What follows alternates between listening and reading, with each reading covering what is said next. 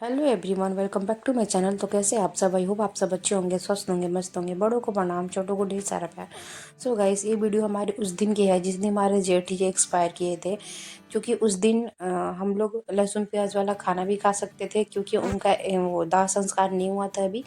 और उनकी बेटी आई हुई थी, तो उनके लिए भी 2 जन के लिए मुझे खाना बनाना था बस। क्योंकि उनकी बेटी हुई तो हमारी बेटी भी हुई, उनके घर खाना नहीं बच सकता था, तो हम बना सकते थे। तो उस दिन उनके लिए खाना बनाए थे, दाल चावल और भुजिया और आम का चटनी बनाए थे। क्योंकि हम ज़्यादा नहीं कुछ बना पाए। बस एक कहते हैं ना कि जो पेट है ना वो बहुत पापी है, आप कितना भी दुख में रहो ना उसको भरना पड़ता है। तो वो लोग ज़्यादा खा नहीं पाते, इसलिए मैं कुछ ज़्यादा अच्छा नहीं बना पाई। अच्छा भी नहीं लगता दुख की घड़ी में किसी को कुछ ज़्यादा अच्छा खाना पसंद नहीं होता है। इसलिए मेरे से जो हो पाया इतना मैं वही की थी। होना तो बहुत कुछ मैं बना पाई होती, लेकिन अच्छी घड़ी नहीं थी, इसलिए मैं ज़्यादा कुछ अच्छा बना नहीं पाई। तो इसलिए मैं यहीं बस बनाई थी। और उसके बाद गाइस, उस दिन शाम को उनका परवाह हुआ था, तो उसके बाद हम लोग 2 दिन तक बिना अन्न खाए रहे हुए हैं। यहीं आलू का फलार वगैरह साबूदाने का खिचड़ी वगैरह। तो हमारे यहाँ एक कहावत है ना कि बेटी के नहले, सॉरी, पतोह के नहले और बेटी के कैले।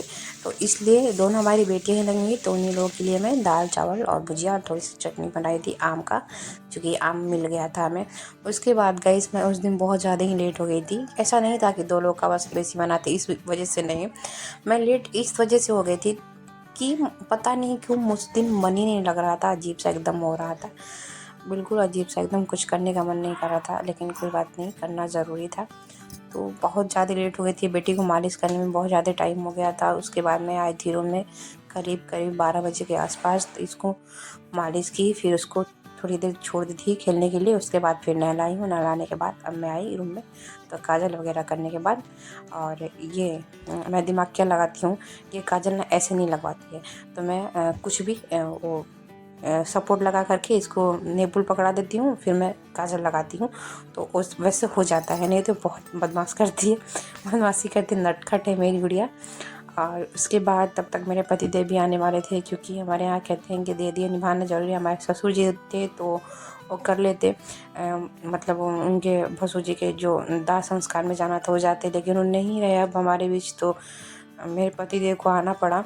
तो वहीं आने वाले थे, तो हुआ ऐसा कि उनके आने से 10 मिनट पहले जिनके पापा मतलब एक्सपायर किए हैं, उनकी बहन उनको लेके आई कि हमारे यहाँ दुल्हन बोलते हैं, दुल्हन तनी गोल्डन के खाना दो। तो मैं अब क्या करूँ, मैं उतना ही बनाई थी, क्योंकि शाम को फिर हमें व्रत रहना था, क्योंकि दाह संस्कार हो जाता। तो मैं थोड़ा सा ही बनाई थी। तो दाल और सब्जी, सॉरी, दाल भुजिया और चटनी था, और वो नहीं था चावल।